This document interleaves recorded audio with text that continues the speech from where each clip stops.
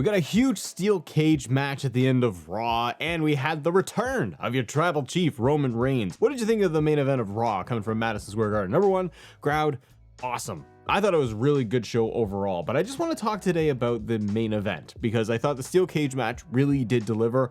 Maybe it's on the predictable side as we follow wrestling every which way and figured, well, Roman's probably going to come out because I just didn't see how they would do Seth versus Punk one-on-one in a cage and have one of them go over. Like, you couldn't have Punk beat Seth twice on Raw. You couldn't really have Seth beat Punk. I mean, you could, ties it up 1-1, but then you're just wondering and kind of waiting for Roman Reigns. So it is official because at the end of the steel cage match, you did have Roman Reigns return. He grabbed him, he headlocked Seth Rollins, pulled him out of the cage. So Seth technically did win. We can say that. Seth has the win over CM Punk. I guess that does work out okay for Mr. Seth Rollins. We saw Superman punch, we saw a spear, and then what was really cool, I mean, we had the beatdown of Roman to Seth and talking it up with the whole history, all that between the two of them, which I really liked. And then you had Roman turn his attention to the steel cage where you had Paul Heyman helping CM Punk get up. And I thought that was excellent. I thought it was an excellent way of like storytelling this whole thing, the relationship, and keeping that narrative alive of the Paul Heyman guy, of CM Punk and Paul Heyman's relationship, how deep it is, and that despite Paul Heyman coming to the, support and everything of Roman Reigns initially, he turned over to CM Punk at the very end. So, gives me a question to all of you.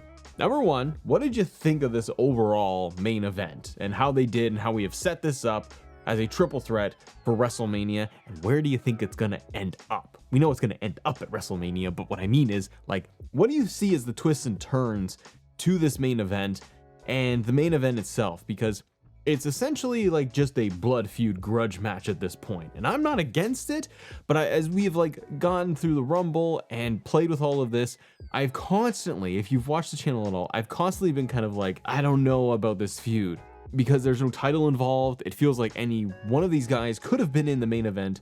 And I don't know if they will actually put this as a main event because you do have Gunther versus Jay, which theoretically could main event night one, and you have Cody versus Cena. I assume that is going to be main event night two. They could put this as main event night one, and they could have Jey Uso opening one of the nights, but I feel like they want to end one of the WrestleMania, like night one WrestleMania, with Jey Uso and everybody yeeting. So I don't know. Maybe this will just open up WrestleMania night two. You never know. What's really good now is that Roman's back, and you're gonna get more storytelling, and I think we should see more of the cinematic stuff, the sit downs, and Paul Heyman and the relationship between CM Punk, and bring that back. Like, what I really want to see happen here is Paul Heyman and Punk in the ring doing a promo. I don't know, I haven't looked at the schedule, if Roman's going to be on TV every single week going forward, like every SmackDown and all of that. I imagine Roman will be on SmackDown one of these days to acknowledge the crowd, talk about it all, and confirm the triple threat match. I don't know how much we're going to get him though, and you need more heavy lifting from Heyman and Punk and Seth.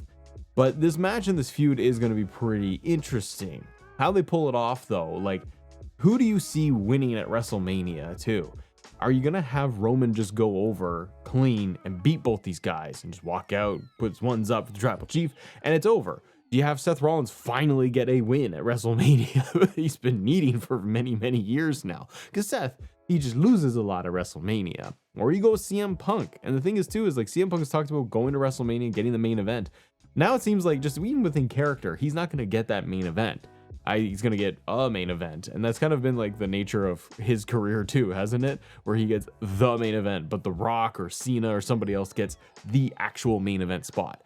So it leads me to a theory, and I want to give this to you guys. What do you think are the odds? And I could be way wrong. What do you think are the odds of this triple threat turning into a winner gets into the title match? Do you think they keep it as clean as Cena versus Cody night 2 main event? To me, there's a small window that they could crank this thing up a notch even further, because they look at the success of WrestleMania 40, telling that 2-night story where you have the tag team match on night 1 and the events of that leading into night 2. They moved it forward, and it made WrestleMania 40 extremely memorable. And don't get me wrong, Cena versus Cody 101 and Cena as a heel and all of that, that carries that main event match. That'll be interesting on its own. But can Cena go for like 20, 25 minutes in the main event of WrestleMania with Cody at this stage in the game? Maybe. And maybe it'll just be everything we ever wanted, and The Rock comes out and there's chairs and all this stuff and Cody gets destroyed. Who knows? But I still feel like in the back of my brain that the Paul Heyman favor is still out there. And I don't know if it's going to be as clean cut and simple as this, that Punk's favor will be just, I want a triple threat match. I want to get my hands on Roman Reigns at WrestleMania, and Heyman has to grant it. Like maybe they're going to try and do the story where it's going to be Roman and Seth get going for that match and Punk's the odd man out, and that's where Punk cashes in his favor of Heyman to say, add me in this thing and I want to get my hands on these guys. I don't feel like that's even needed. Like Roman attacked Punk and they've all got little bits of history together, so I think it just stands on its own. But that's where I wonder, I'm like, what if they took it up one more notch?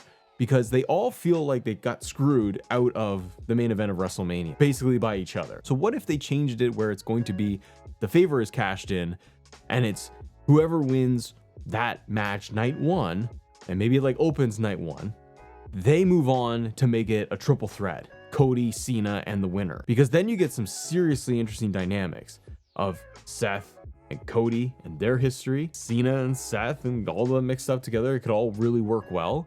Roman, Cody, obviously, Roman and Cena, and that works too. And the dynamic of The Rock in there too. If Roman won a triple threat and got added to the main event triple threat, and then you have all of these interesting pieces of Roman and Cena, heel Cena, and The Rock maybe in his corner at Mania, and Cody and Roman.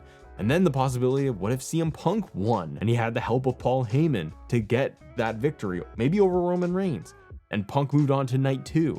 And then you had the whole dynamic of Cody and Punk, which we've seen in the ring, cutting the promos, and then you have Cena and Punk as well. And that way, you can protect Cena, you can protect Cody. You could still have Cena win, and you could have Cena pin like Roman, or pin Punk, or pin Seth. If you didn't want Cody to eat the pin, but lose the title.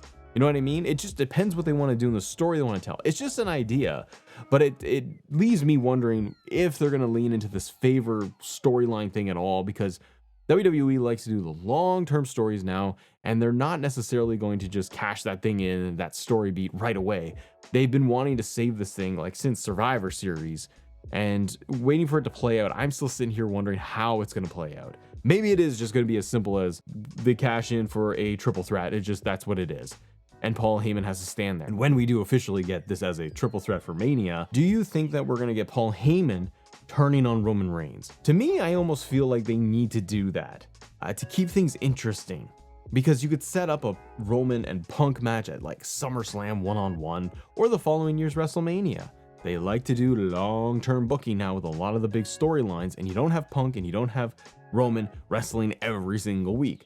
So I think that a cool moment they could do out of this triple threat, again, if you just have somebody just win clean like Roman or Punk or Seth, what happens? They just raise their hand and they're like, yeah, I beat you guys, I win, that's it, story over. Well, no, they want to keep that thing going in different ways.